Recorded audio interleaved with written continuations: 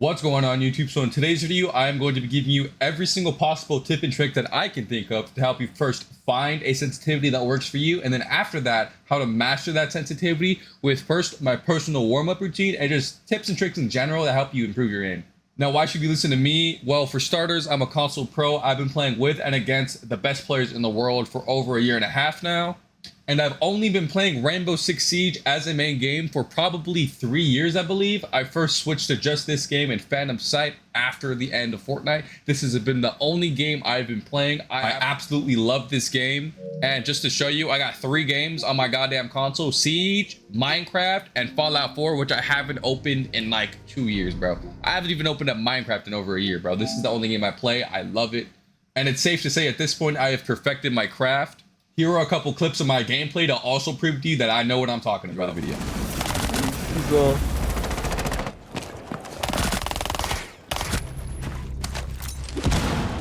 Up in bathroom, I think. No. Yeah. Nice. Jump to the bathroom. Yep. He's on roof. He's on the hatch. What's he doing, bro? He's in dragon. Top dragon. Right here, bottom. That Yup, good shit. play That muscle. Good shit.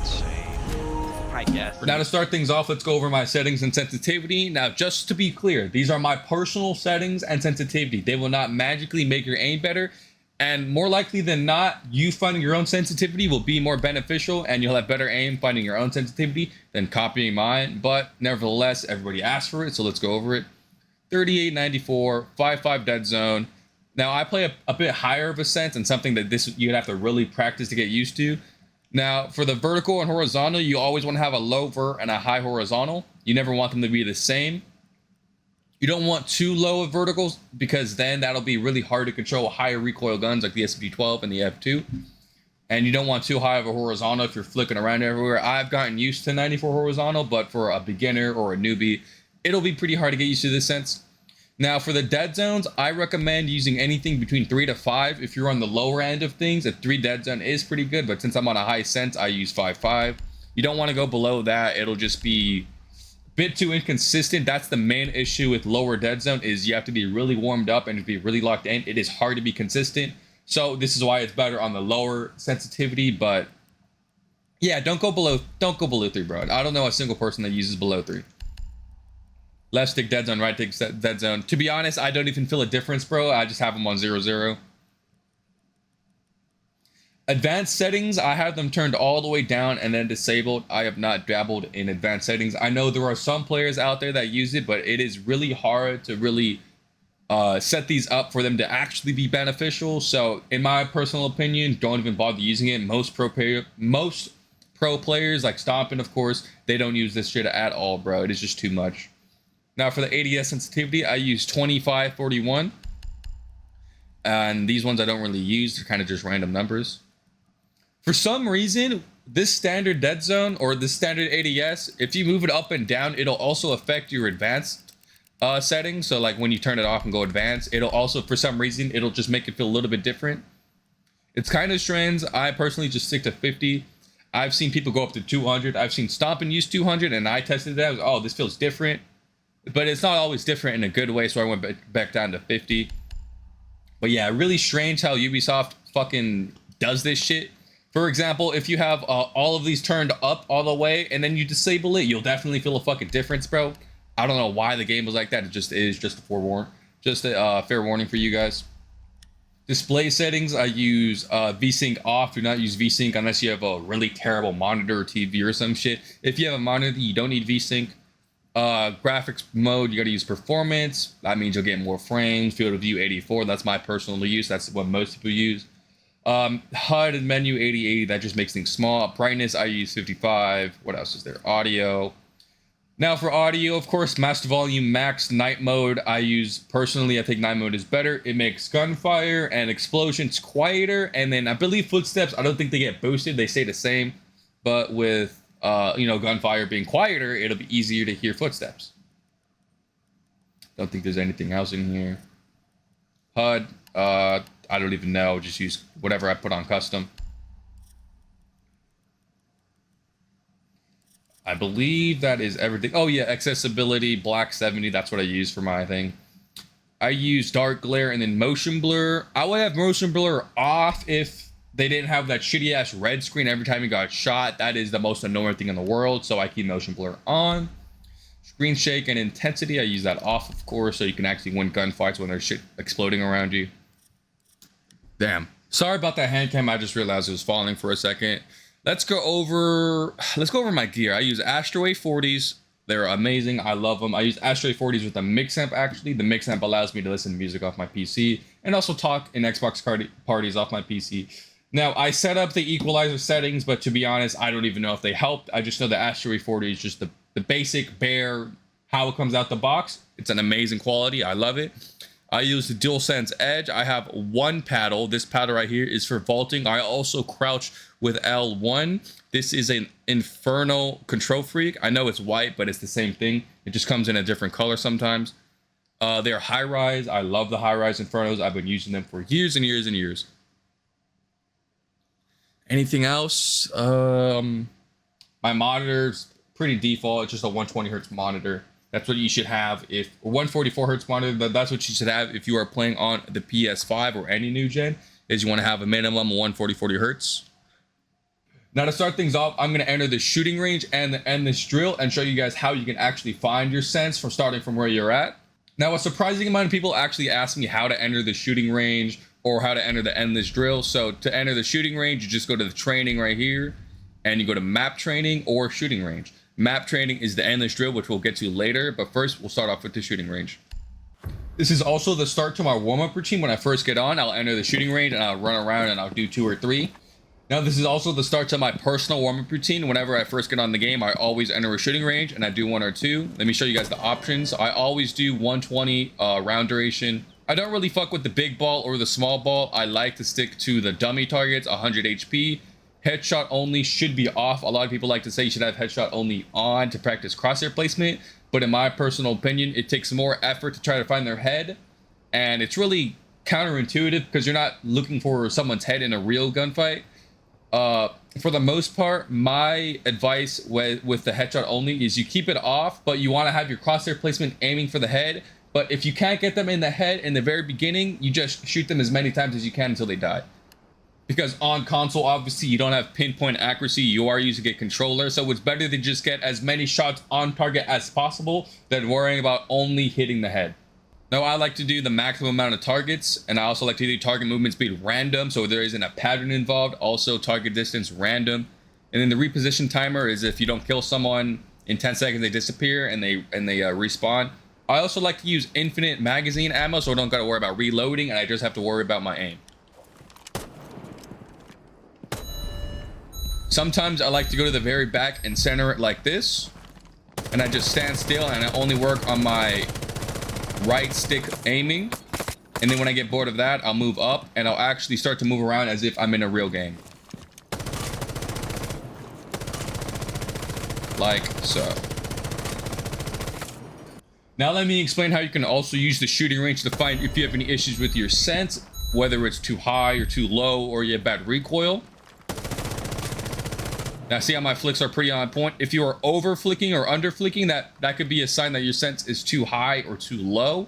Now, if you have bad tracing, you can't stay on target, that is usually also a sign that your sense is too high. Like, let's say you could flick to them, right? But you're like all over the place when it comes to tracing, you can't stay on target. That usually means that your sense is too high. Now, low sensors, they usually never have any real issues. It's all about muscle memory. Low sense, in my personal opinion, is the way to go when playing Rainbow Six Siege. It is a lot harder to make mistakes on low sense. It just takes time to get used to. It can be really annoying sometimes, feeling a bit sluggish, but once you get used to the low sense, I promise you guys, it is worth it if you are really trying to have good aim. I know high sense can be very fun, very enjoyable Siege. But if you really want to get better at Siege, you should start lowering your sense. That is my #1 tip, is to play a lower sense.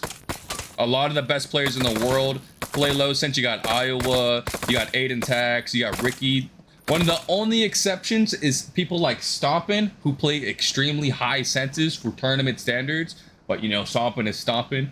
And also, When Stompin switched his sense to 30-60 and he was playing really low, it was like at the end of last season, he played a tournament and won with a record-breaking KD of a 2.2 overall. So even Stompin, it seems he improved when he switched to low sense. But then again, Stompin is Stompin. He can do whatever the fuck he wants. It'll be perfect, bro.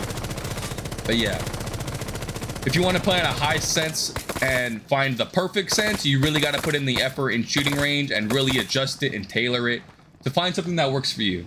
I've been adjusting my sense and tailoring it for 6 years, and I still haven't found the perfect sense. I still end up switching it every once in a while. That is another tip. Once you find a really good sense, for example, this is my sense. I'm on 38, 94, 55, 25, 41. I usually don't up or lower my sense drastically. Like if I'm gonna lower it, it's gonna be like by this much, or if I'm gonna up it, it's gonna be like this, like no more than 2 or 3 at a time.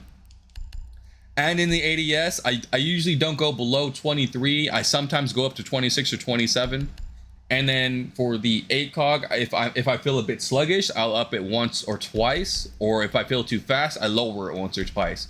Once you find that sweet spot for you, you're gonna have days where you feel sluggish or you're gonna feel a bit too fast. So you just want to switch it a tad. Don't do anything crazy. It's even if you're having a really bad gauge, just be like, oh, it's just one of those days. Don't try to fuck around with your sense too much, because the key to good aim is muscle memory. Now moving on to the next part of the shooting range is something that they recently added this season. It's called use cover. Now it has its pros and cons. Like I wish that the robots would walk back and forth in between. Instead they only lean out. But it is really good to practice taking ones with people that are behind cover, holding head angles. The crouching up and down is kind of bullshit and not realistic. But when they're crouched, only their head is peeking, so it's really good practice. Especially when they're leaning out like this, it's pretty realistic. You can flick. You know, just practice taking ones on people that are behind cover. So this is something you can definitely utilize. It's more realistic than this one right here where they're just running back and forth. I like to use this cover setting when I'm pretty much fully warmed up and I want to practice taking real ones and practicing taking people's heads off. Now, when they're running around like this is just for warming up and getting that muscle memory. This is not something you should be thinking about. It's literally just practicing for muscle memory, because muscle memory is the #1 way to have good aim. If you have to think about your aim, you will not be aiming as good as you can be. Once it becomes muscle memory and you don't think about it, that's when you know you're starting to get some real good aim. Now, once you're done with the shooting range, I personally like to fly into the endless drill, which is over here. Go to map training, and then you go to endless drill. I like to just stay on the attacker side. If I want to use a 1-pointer, I'll just play Dokkaebi.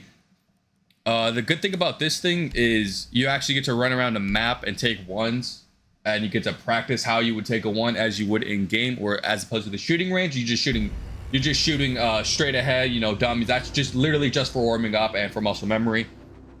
This one I like to take a little bit more serious. I always use the toggle guidance on. It just makes things quicker. Now here, sometimes I'll run around like a moron, you know. You don't die in this game mode, so it's really good. It's better than terrorist hunting this way. Just run around, taking heads off. It's good to also practice your crosshair placement when you're running around too. You always want to keep the crosshair placement at about head level.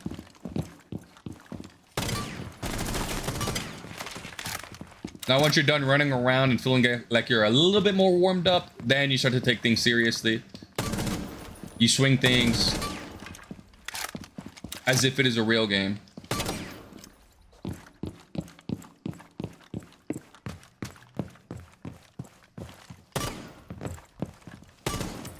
Now, once you're done running around and you feel even more wound up, like for now, I feel like my aim is starting to peak. I turn off the toggle and I start to take things as if it is a real game. Like I'll turn it on, I'll see that there's two over here, okay. I start to swing and I pretend as if I'm in a real game. Clearing all the angles. Aiming head level. Practicing quick peeks.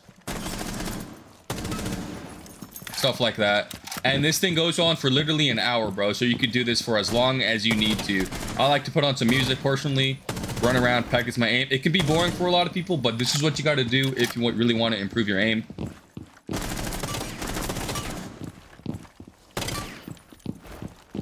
There's really nothing much to it. There's no real secret to improving your aim. It's all practice. It's all muscle memory. And these are two really good ways to use the in-game tools that Ubisoft has given you to work on your aim. Shooting range, amazing.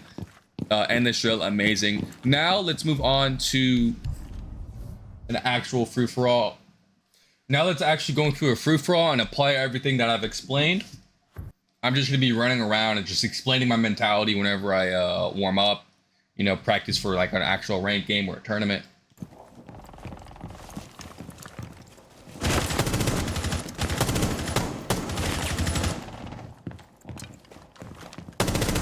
Good on. Now notice when I'm taking a lot of these gunfights, I only crouch one time and that's it. You don't want to crouch spam in this game. Crouch spamming will lead to a lot more deaths than kills, bro, I promise you. It'll just fuck up your aim. You don't want to do it. The most you want to do is crouch once and then crouch once again to stand back up. That is the most you ever want to do in a gunfight. Because usually they don't even last that long.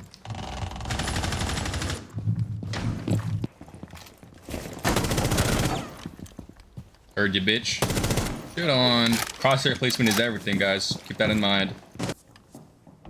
Now, for these next couple lives, I want you guys to follow the crosshair placement as I run around. It is just as important, if not even more important, than having amazing aim, amazing flicks. Because somebody with good crosshair placement but bad aim can kill you just as fast as someone with a good flick.